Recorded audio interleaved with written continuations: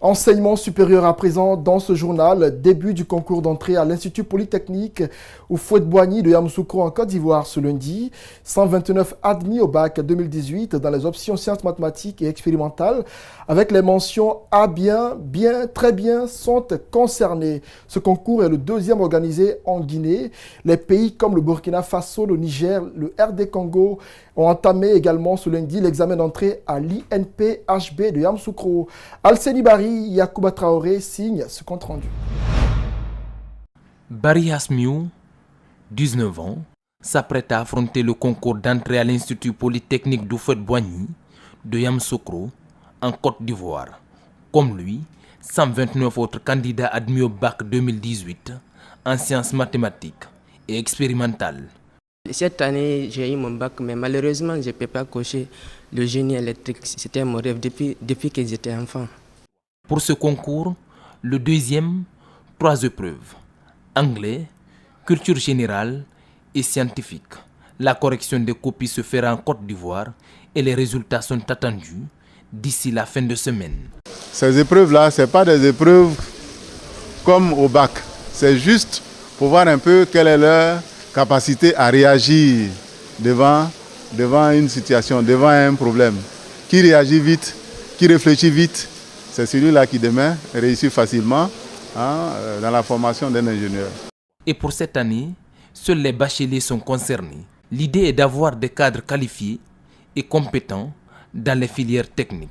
Ce concours de ce matin concerne 129 jeunes détenteurs de bac expérimental et mathématiques ayant obtenu le baccalauréat avec une moyenne supérieure ou égale à 12. Parallèlement, la Guinée entretient une collaboration avec certaines universités françaises. Mais l'ambition est claire, c'est en attendant d'outiller les universités guinéennes. Je pense que dans quelques années, nous aurons ces classes préparatoires en Guinée et les étudiants guinéens à partir de la Guinée pourront faire le concours pour toutes ces grandes écoles qui sont en France, qui sont au Maroc, qui sont en Tunisie et qui sont à Yamoussoukro. Comme la Guinée, le Burkina, la RD Congo ou encore le Niger ont entamé ce lundi ce concours, nous ont confié les autorités ivoiriennes. Les propos controversés de l'imam de Kindia continuent d'alimenter les débats et ils suscitent des réactions à tous les niveaux. Cette fois, ce sont des ressortissants de la Basse-Guinée qui viennent de se faire voir après une rencontre à Tanene avec El Hadj Serouna Souma, le Kuntigi de la Basse-Côte. À l'unanimité, ils proposent à l'UFDG de présenter un autre candidat pour la mairie de Kindia en remplacement d'Aboulaye Ba. Compte rendu, Mamadou Kalisso, Yacouba Traoré. La rencontre a duré près d'une heure. Le Kuntigi a d'abord écouté les sages venus de Kindia, Koya, Dubreka et Conakry. Ensuite, il a pris la parole pour dénoncer l'accord politique signé entre pouvoir et opposition, qui, selon lui, est à la base de ces malentendus. Ensuite, Serouna Souma a envoyé un signal fort à Cellou Dalein Diallo. L'UFDG peut présenter tout le monde pour la mairie de Kindia, sauf Abdoulaye Ba. Nous pardonnons les dérapages, mais il y a une condition. Celui qui a manqué du respect aux sages, qui provoque les gens, nous ne voulons pas de lui à la tête de la mairie de Kindia. Nous demandons à Cellou Dalein Diallo de présenter un autre candidat. Selon ces citoyens, Kindia est une ville cosmopolite. Il appelle les uns et les autres au calme et à la retenue. L'erreur est déjà faite. J'ai écouté les deux côtés. J'ai eu à communiquer, comme je le dis, avec monsieur le président de la délégation spéciale. J'ai communiqué avec l'imam central de la mosquée de Tafouri. Il y a eu des dérapages de part et d'autre, mais qu'on respecte les idées des gens et qu'on s'accepte de vivre ensemble. Kindia n'a qu'à mettre la balle à terre, c'est la capitale de la Basse-Guinée. D'après le député uninominal de Kindia, l'origine de ces problèmes remonte aux élections législatives de 2013. Mamadou Bangoura, qui aurait permis à l'UFDG de gagner dans la commune urbaine de Kindia, devrait être nommé président de la délégation spéciale. Mais à la stupéfaction de toutes les populations, c'est un certain Abdoulaye Ba qui a été désigné comme président de la délégation spéciale. Donc les populations ont vu en cela un signe d'ethnocentrisme. Parce que non seulement il n'a pas participé à la campagne de l'UFDG pour les législatives, il vient de la NGR, mais comment ça se fait qu'ils n'ont pas voulu mettre Momba Bangoura, qui n'était ni malade, ni mort, ni décédé, disons, et ils ont choisi quelqu'un d'autre. Les mototaxis font beaucoup de victimes à Conakry, c'est ce que vient d'indiquer l'ONG OGC, Organisation guinéenne de la citoyenneté, une structure qui dit avoir mené une enquête sur le terrain. Selon les enquêteurs, il est difficile d'obtenir des chiffres exacts pour avoir une idée claire sur le nombre d'accidents et des victimes, mais ils souhaitent tout de même attirer l'attention des décideurs sur la nécessité de réglementer le secteur. Compte rendu, Algassimou Yaliba et Abakardine Kamara. Réduire considérablement les accidents de la circulation, voici l'objectif de cette conférence de presse. Suite à une enquête menée, l'Organisation guinéenne de la citoyenneté a fait un constat inquiétant sur le travail de mototaxis. Les accidents sur les mototaxis actuellement en Guinée, c'est en train de devenir un phénomène qui est très tendu. Ça veut dire quoi? Tous les accidents, la plupart des accidents, quand vous prenez des accidents de circulation, vous prenez 100 cas, vous verrez 70 cas des accidents causés par mototaxi. Et c'est la raison pour laquelle on s'est retrouvés, nous les membres, pour que vous communiquiez là-dessus. Et attirer l'attention aussi des décideurs, le gouvernement, et c'est un service qui gère ce phénomène. Pour réduire les accidents de la circulation, la structure a fait des recommandations. Des recommandations qui sont entre autres la nécessité de former les conducteurs et le respect du code de la route par ceux-ci. Il faut aussi obliger le port des casques. Chaque moto doit avoir deux casques.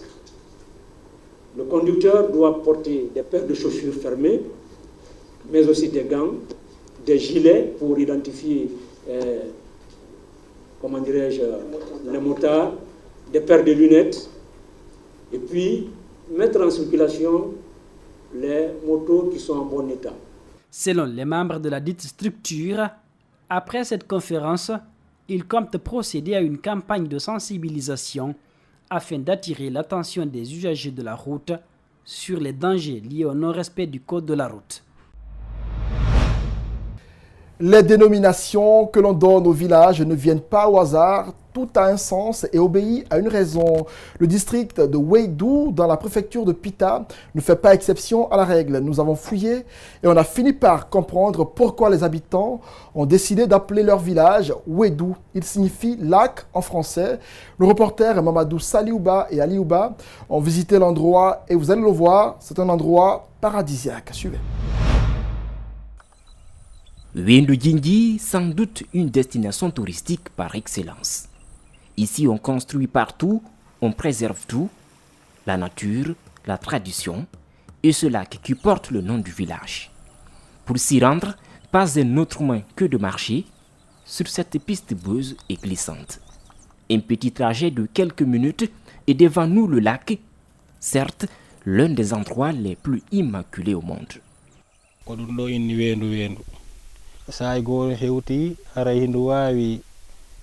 Notre village est représenté par ce lac. Deux fois l'eau se déplace. De 8h à 12h, l'eau bouge de la gauche vers la droite et vice-versa. Celui qui n'était pas pur ne pouvait pas rester ici parce que la nature ne pouvait pas le supporter. Mais avec le temps, les esprits ont quitté.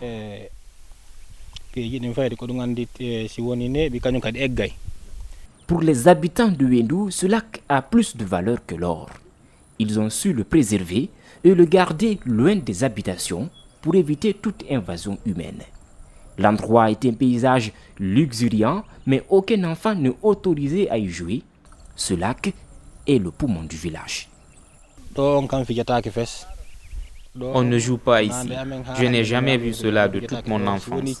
C'est seulement les vaches qui viennent ici en saison sèche. Pendant la saison des pluies, personne ne s'y approche. On ne joue vraiment pas ici. En saison sèche, il tarit. En saison pluvieuse, il déborde, signe qu'il est dans des bonnes mains.